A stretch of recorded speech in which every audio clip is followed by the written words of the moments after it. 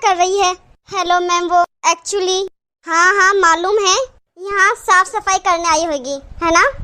आज इस ऑफिस में ना मेरे दामाद की प्रमोशन पार्टी है।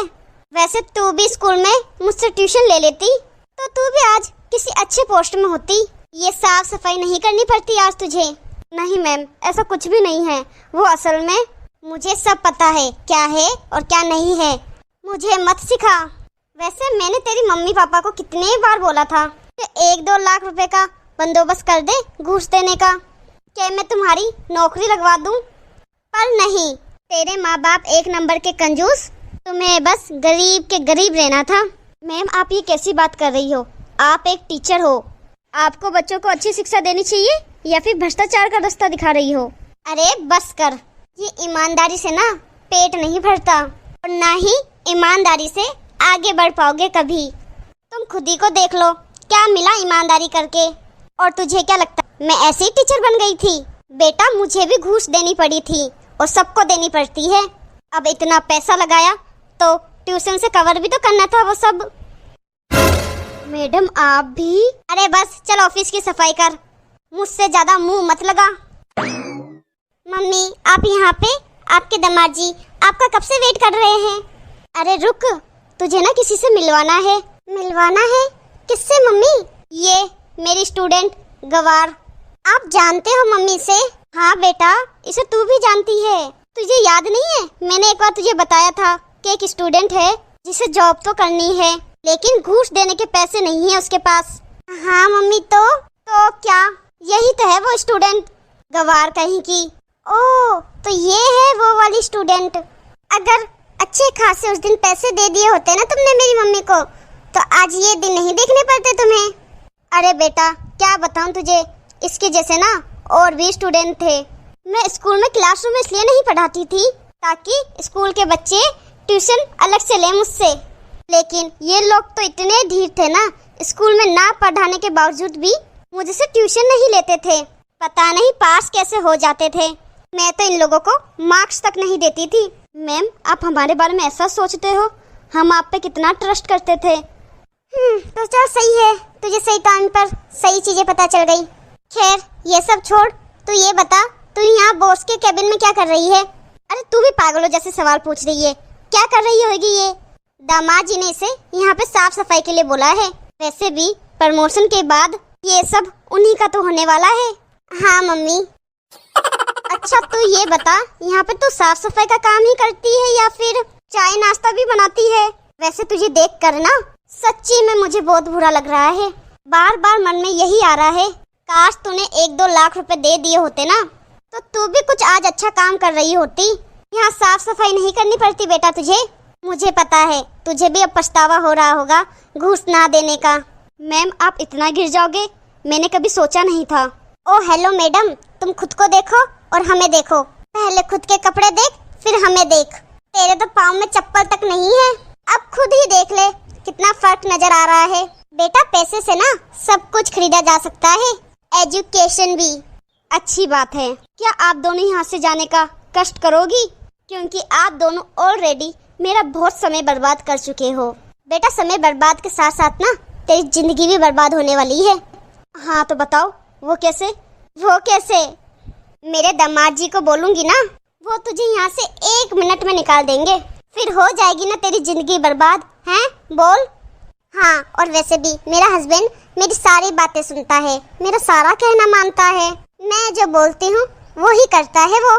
ये समझ ले कि उसे हमने दहेज देके खरीद लिया है।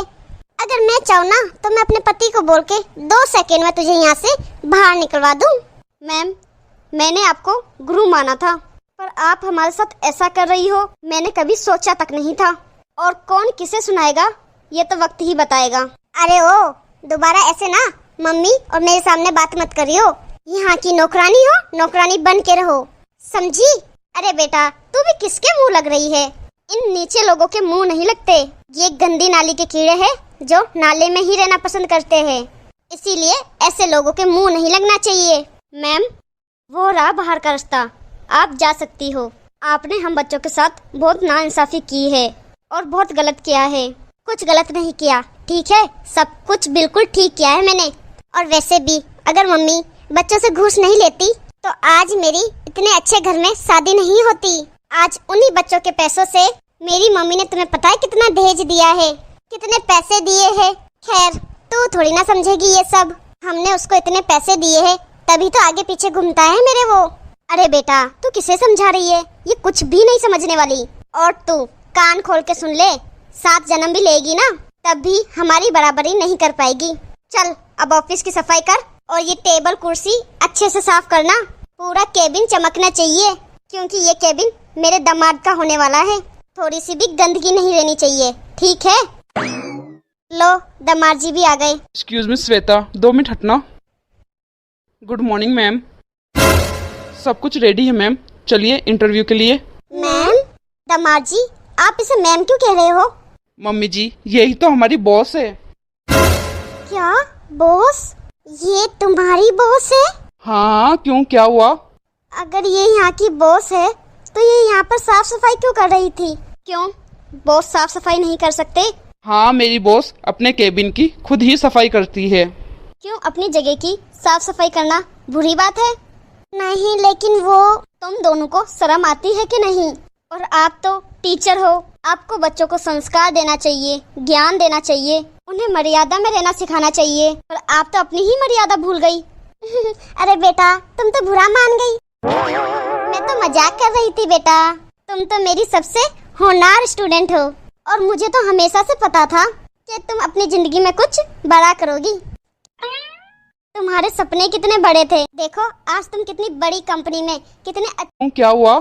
अगर ये यहाँ की बॉस है तो ये यहाँ पर साफ सफाई क्यों कर रही थी?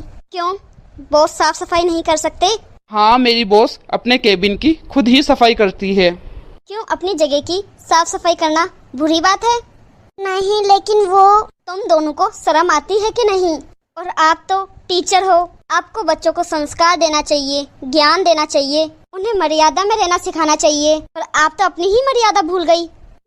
अरे बेटा तुम तो बुरा मान गई। मैं तो मजाक कर रही थी बेटा, तुम तो मेरी सबसे होनहार स्टूडेंट हो और मुझे तो हमेशा से पता था कि तुम अपनी जिंदगी में कुछ बड़ा करोगी। तुम्हारे सपने कितने बड़े थे, देखो आज तुम कितनी बड़ी कंपनी में कितने अच्छे पोजीशन में सफलता पाई है। पता है ये क्यों हुआ? मेरे आशीर्वाद की वजह से। मैंने तुम्हें इतना अच्छा पढ़ाया इसलिए। और मैं यही चाहूंगी कि तुम्हारी ये कंपनी और आगे बढ़े, तुम और अच्छी पोजीशन में आओ। हाँ मैम, मम्मी एकदम ठीक कह रही है। देखो दामाद जी, तुम्हारी बॉस को मैंने पढ़ाया है जो आज इतने अच्छे पोजीशन में है। क्यों बेटा, आप लोगों ने कभी क्रिकेट देखा है? हाँ बेटा, क्यों क्या हुआ? क्रिकेट की खासियत क्या होती है? क्रिकेट की बेटा, वो वातावरण के हिसाब से अपना रंग बदल सकता है। तो फिर आप क्या कर रही थी? थोड़ी देर पहले तो आपको मुझ पे शर्म आ रही थी। क्यों, सही बोल रही हो ना? आप भी तो क्रिकेट की तरह रंग बदल रही हो। थोड़े आपको रिश्वत नहीं दी, 1-2 लाख रुपए नहीं दिए, इस वजह से मैं लाइफ में कुछ कर नहीं पाई। मैम मैंने लाइफ में बहुत मेहनत की है, पर ना जाने आपने कितने बच्चों की लाइफ खराब कर दी है। मैं यहाँ पर अपनी मेहनत की वजह से खड़ी हूँ, अपने ज्ञान की वजह से खड़ी हूँ। पैसों से तुम एजुकेशन खरीद सकती हो पर ज्ञान नहीं खरीद सकती, और वो आज तुम लोगों में दिख रहा है। भले तुम लोगों ने बड़ी एजुकेशन की है पर उस एजुकेशन का तुम्हें ई तक नहीं पता। तुम लोगों के अंदर ज्ञान की कमी है और वो तुम पैसों से कभी नहीं खरीद सकते। और यहाँ पर मैं आपके आशीर्वाद से नहीं, अपने माँ बाप के आशीर्वाद से खड़ी हूँ, ठीक है? अरे बेटा, तुम बुरा क्यों मान रही हो? क्या एक टीचर अपने स्टूडेंट से मजाक तक नहीं कर सकता? मैम प्लीज ये नाटक बंद करो। और तुम क्या कह रही थी कि मैंने चप्पल तक नहीं पहनी? मेरा ऑफिस मेरे लिए मंदिर है, और फिर मंदिर में चप्पल पहन के कौन जाता है? हाँ हाँ तुम सही कह रही हो बेटा, ये मंदिर है ना, हम भी खोलते हैं चप्पल। प्लीज बंद करो ये नाटक। मैंने आप लोगों की कंप्लेंट कर दी है पुलिस में। आप रेडी रहिए, पुलिस आपको अभी आती होगी अरेस्ट करने। पुलिस? लेकिन मैम इसमें पुलिस क्या करेगी? बेटा मैं तो तेरी टीचर हूँ, तू मेरे साथ ऐसा कैसे कर सकती है? ये तो आपके साथ बहुत पहले ही हो जाना चाहिए था, ना जाने कितने बच्चों की लाइफ बच जाती।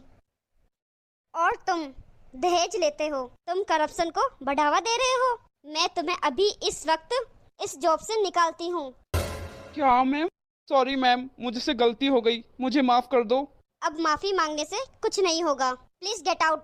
बेटा एक बार तो सुन ले, आई से गेट आउट।